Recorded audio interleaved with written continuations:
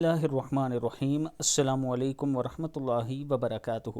صبح فجر کے بعد یہ دعا پڑھیں، ایسا عظیم وظیفہ ہے آپ سوچ نہیں سکتے۔ رسول اللہ صلی اللہ علیہ وآلہ وسلم نے فرمایا، جس نے صبح کو یا شام کو یہ وظیفہ پڑھ لیا، لا الہ الا اللہ وحدہ لا شریک لہ، لہ الملک ولہ الحمد یحیی ویمیت وہو علی کل شیء قدیر، اللہ شام صبح تک اس کی حفاظت کے لیے مسلح فرشتے بھیجے گا جو شیطان سے اس کی حفاظت کریں گے۔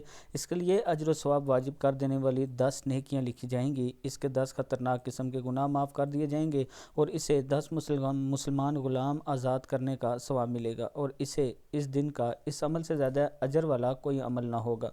ترمذی شریف کی حدیث ہے، یعنی اگر آپ لا الہ الا اللہ وحدہ لا شریک لہ، لہ الملک ولہ الحمد یحیی ویمیت وہو علی کل شیء قدیر پڑھتے ہیں تو یہ آپ کو اس کا فائدہ ہوگا۔